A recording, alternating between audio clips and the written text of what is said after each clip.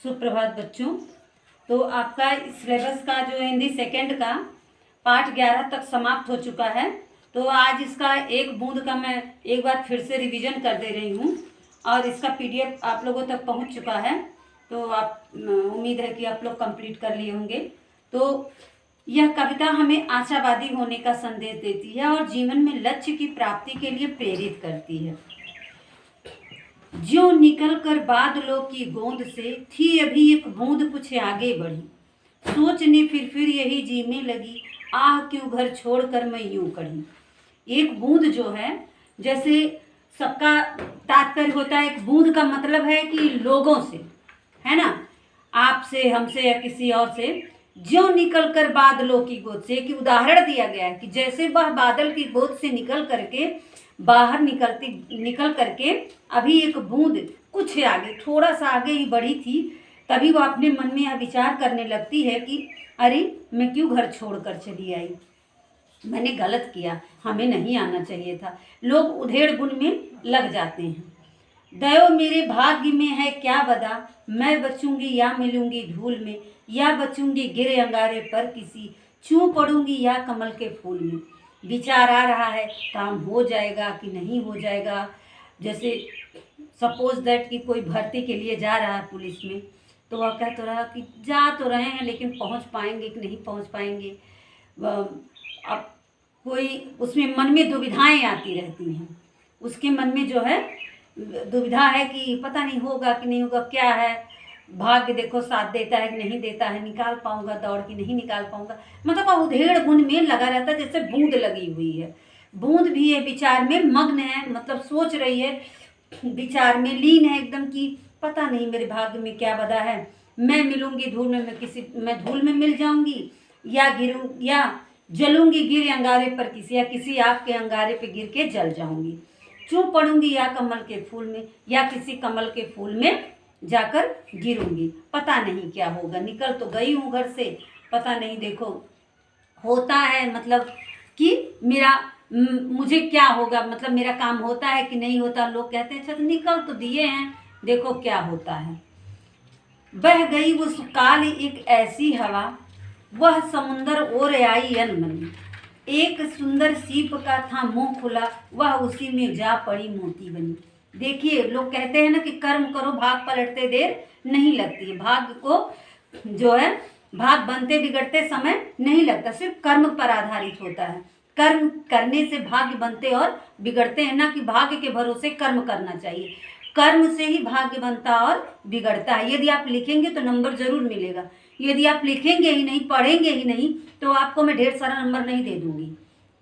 तो ऐसे यहाँ हाल है कि उसी समय एक ऐसी हवा चली कि उसका मन तो नहीं था, लेकिन वह अनमनी सी समुंदर की तरफ चली गई बहती हुई हवा के साथ। एक सुंदर सीप का था मुंह खुला, और उसी समय एक सीप का मुंह खुला हुआ था, वह उसी में जा पड़ी और मोती बनी। वह बूंद उसी में गिर गई और मोती बन गई। तो देखिए कहते हैं ना कि किस्मत के सितारे चमक गए। वह इतना कुछ ख्याल लेकर के चली थी, लेकिन उसने कहा कि घर तो मैंने छोड़ दिया, लेकिन देखो क्या होता है। तो जब घर छोड़ दिया तो कहीं ना कहीं कुछ न कुछ तो सफलता मिलेगी, और नहीं मिलेगी तो कुछ उससे सीख मिलती है।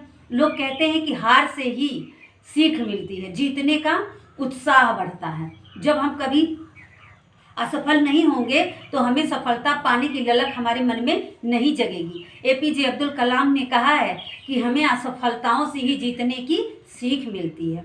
तो बच्चों इस ऐसे बूंद का है, बूंद आपको यही सीख दे रही है कि हम कर्म करते रहें तो भाग्य हमारा साथ अवश्य देगा, जैसे बूंद का। लोग यूं ही हैं झिझकते सोचते, जबकि उनको छोड़ना पड़ता है घर। लोग ऐसे ही बूंद की तरह झिझकते हैं, लेकिन उनको घर छोड़ना पड़ता है। कुछ पाने के लिए कुछ खोना पड़ता है ना। कुछ त्याग करेंगे, कुछ पाने के लिए किसी चीज़ का त्याग जरूर करना पड़ेगा। यदि आप नींद छोड़कर, आलस्य छोड़कर, जो है सुख सुविधा छोड़कर, जैसे एक कहावत कही गई है कि आलस्य कुतो विद्या, अविदस्य कुतो धनम, अधनस्य कुतो मित्रम, अमृतस्य कुतः सुखम। आलसी को विद्या नहीं, विद्या नहीं तो धन नहीं, धन नहीं तो मित्र नहीं, और मित्र नहीं तो सुख नहीं। आलसी को विद्या कहाँ, और विद्या नहीं तो धन कहाँ, धन नहीं तो मित्र नहीं और मित्र नहीं तो सुख कहाँ। तो इस तरह से जो है आलस करने, जब आप आलस छोड़ देते, सुख का परित्याग कर देते हैं, तो आप एक अच्छी डिग्री पाते हैं और कहीं जाते हैं तो आपको जो है नौकरी मिल जाती है और आप अपना जीवन यापन करने में जो है अच्छी सुविधा अपने बच्चों को देने में या आने वाली पीढ़ी को सुख सुविधा देने में जो है सफल हो जाते हैं। लोग यूं ही हैं झिझकते जबकि छोड़ना पड़ता है उनको घर, किंतु घर का छोड़ना अक्सर उन्हें बूंद लो कुछ और ही देता है कर।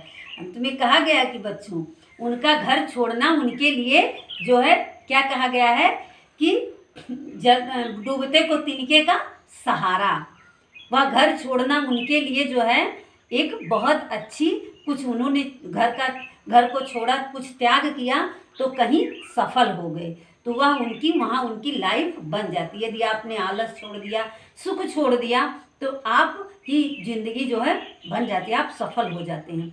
तो बच्चों, इस पाठ का आज से पहले ही समझा दिया गया है कि यह कविता हमें आशावादी, हमें जो है निराश नहीं होना चाहिए, अपने कर्म पर निर्भर रहना चाहिए, अपना कर्म करते रहना चाहिए। गीता में अर्जुन को श्री कृष्ण ने भी उपदेश दिया है कि कर्मण्येवाधिकारस्ते मा फलेषु कदाचन, कर्म करिए और फल की इच्छा मत करिए, वह मेरा कर्म है, उसे मैं दूंगा। तो आप कर्म करो, फल देना। जब आप लिखोगे कॉपी में तो नंबर देना मेरा काम है ना, मैं वहाँ कोई उसका फल जरूर मिलेगा, नहीं ज़्यादा तो थोड़ा, लेकिन मिलेगा बस। तो आपका ये रिवीजन भी हो गया। एक बूंद किसकी गोद से निकली? बादल की। धूल में कौन मिल जाएगी? बूंद। समुंदर की ओर अनमनी कौन आई? बूंद। लोग कब झिझकते हैं और सोचते हैं? घर छोड़ते समय। बादलों की गोद से निकलकर बूंद क्या सोचने लगी? इसका PDF आपको प्रश्न उत्तर का गया है। तो बच्चों, यह इस पाठ का रिवीजन भी हो गया। जो पाठ आपको थोड़ा सा भी कहीं डाउट हो, जिस पाठ में कहीं कठिनाई हो रही हो, किसी भी कविता में या किसी भी पाठ में, तो आप उसको पुनः फ़ोन कॉल करके पूछ सकते हैं। एग्ज़ाम के अंदर भी कोई दिक्कत नहीं है। तो धन्यवाद।